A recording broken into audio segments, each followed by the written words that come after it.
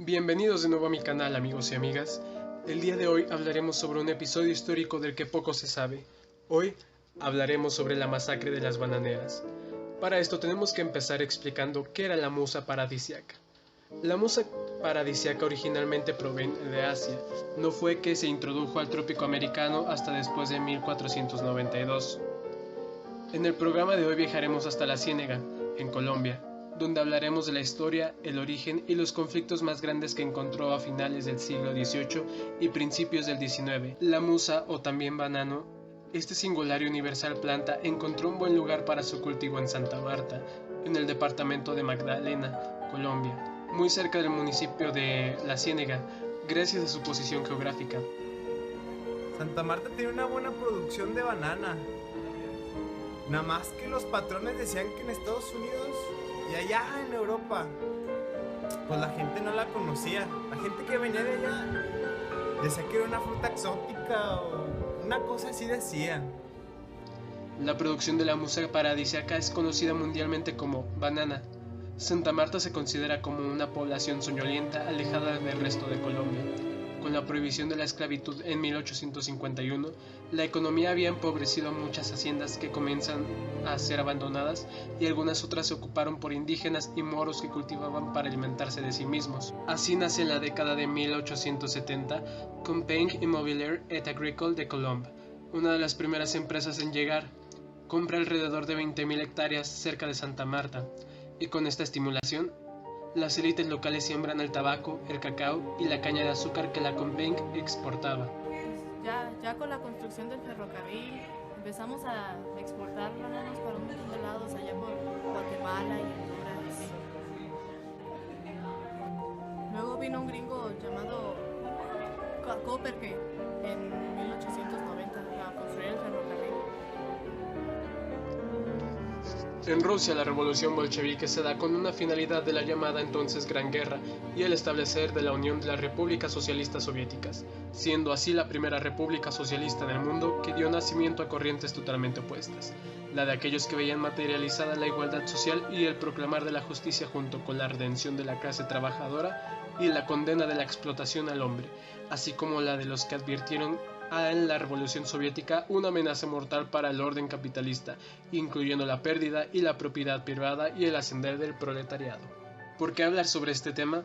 Bueno, el movimiento llega hasta Colombia, donde los obreros que la UFC fueron necesitando les era pagado no por horas o día, sino por trabajo cumplido. Consistía en limpiar y desherbar la caballa, que es una medida mayor que la hectárea. 12 horas eran su rutina de trabajo diaria, y ya que la UFC los requería por una semana en cierto lugar, no tenían un terreno fijo, así que eran pasados a otro cultivador colombiano sucesivamente. Viendo la inminente derrota en las elecciones de 1930, el Partido Comunista trata de tomar las riendas de la situación, prohibiendo la formación de sindicatos entre los trabajadores, con la excusa de evitar la fomentación de la lucha de clases y la divulgación de estos sería sancionada. Así, la UFC se une a la llamada Ley Heroica, o Ley 69, rechazando todas las peticiones que los trabajadores por lo subversivas. Sin ver otra alternativa y evitando un acontecimiento devastador en la zona de Santa Marta, los trabajadores no encuentran otra solución que resignarse a la negación y aceptar la Ley 69. Se dio una nueva situación extraña, cuando los trabajadores rurales de la UFC les eran mandados al occidente a trabajar sin tener una finca fija. Más tarde se hace una división de grupos para diferentes tareas de los productos, cosa que agradaba a los obreros, a excepción de que les fueron impuestos contratistas para designar su producción y trabajo. Después se desarrolló un sistema en el que cada contratista les pagaba a sus trabajadores. Después de este suceso, la UFC declaró su producción crecía sin contar con trabajadores. Esto molestó a los obreros, ya que sus trabajos no decían que fueran trabajadores de la UFC, y aunque esta compañía tenía beneficios de vivienda como hospitalarios, les era descontado de su sueldo el 2% para su salud, y aunque muchas veces si alguno se accidentaba o contraía una enfermedad de viviendas, los trabajadores vivían acumulados en haciendas construidas en los mismos ranchos con insalubridad, llegando a dormir 7 personas en cuartos de 3 por 3 metros. Y deja tú de eso.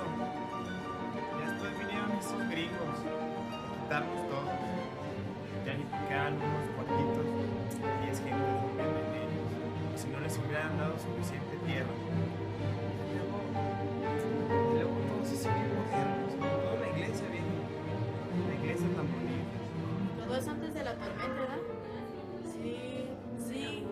Bogotá ya se hablaba de nacionalizar los canales de riego, que para cobrar impuestos. Y así ya acá en Colombia pues, quitáramos lazos con la United Fruit Company. En 1927, un huracán ataca Sevilla, destruyendo 13 millones de matas de banano. Los cultivadores piden apoyo a la United Fruit Company para recuperar lo perdido, dinero que les fue negado e ignorado. Así entonces los cultivadores se unieron y crearon la Cuyamel and Atlantic Fruit Company. La hostilidad entre los ahora dos compañías se agravió con las elecciones que separaron a los conservadores, el ascender de Juan B. Cardome para no tardar en ser sustituido por alguien a quien nadie agradaba, José M. Núñez Roca. El 6 de octubre de 1828, una asamblea de los obreros de Magdalena, en Ciénega, elaboraron un pliego petitorio donde pedían 1. Seguro colectivo obligatorio. 2. Reparación por accidentes de trabajo. 3. Habitaciones higiénicas y descanso dominical. 4. Aumento en 50% de los jornales de los empleados que ganaban menos de 100 pesos mensuales. 5. Suspensión de los comisarios. 6. Cesación de préstamos por medio de vales. 7. Pago semanal. 8. Abolición del sistema de contratista. Y 9. Mejor servicio hospitalario. ¿Qué pasó con el pliego? Nos ignoraron. Nada más largas y largas.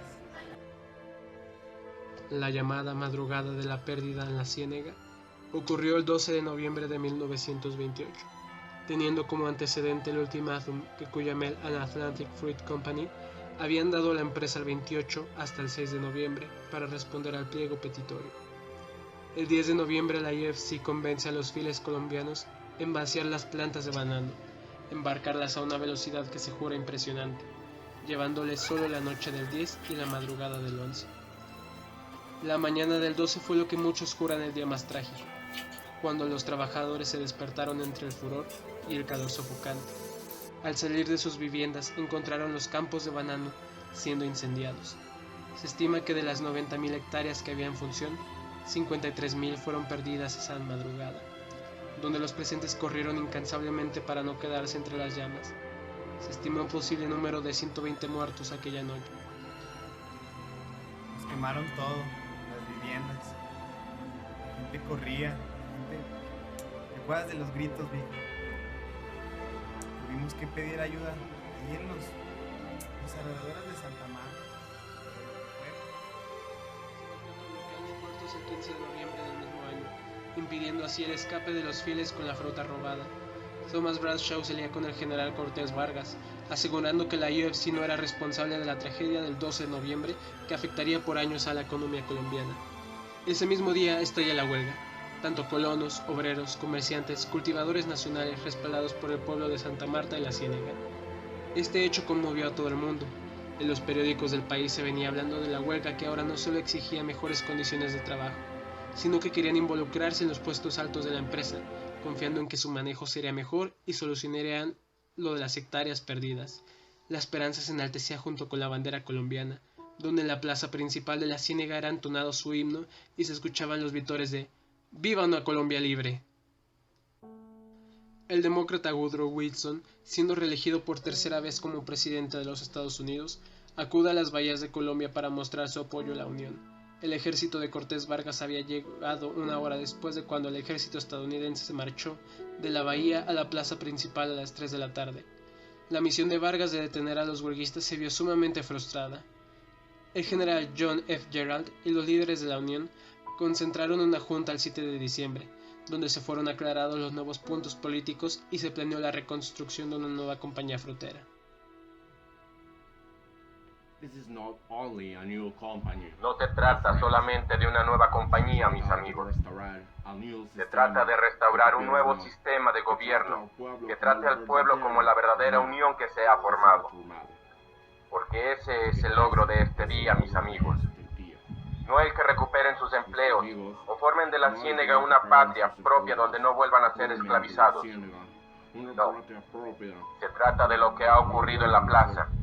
Se trata de no perderlo nunca. Y no hablo únicamente del sindicato, sino de la unión de su pueblo.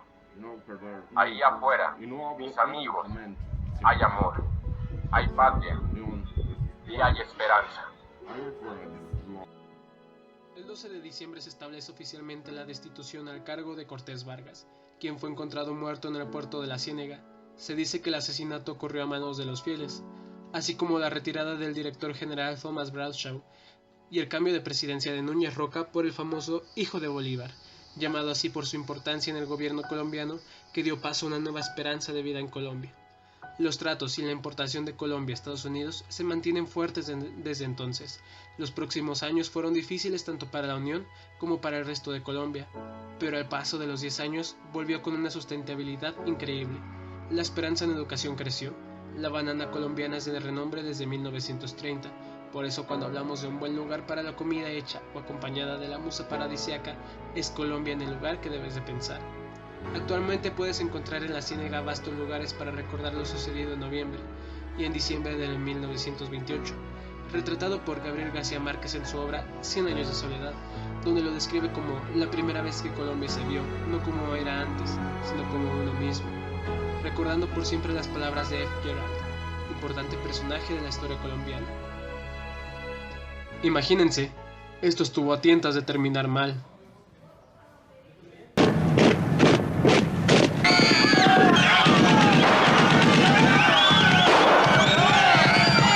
El general Carlos Cortés Vargas fue el que fue vendido con la compañía frutera para masacrar un pueblo indefenso que ni estaba contra el gobierno.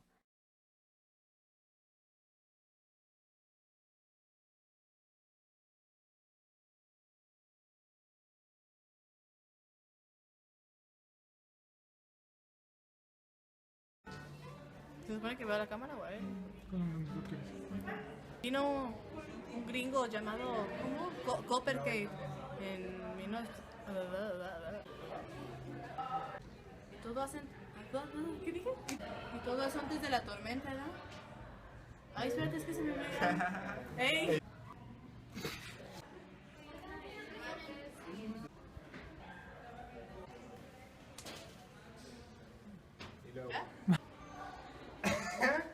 Listo.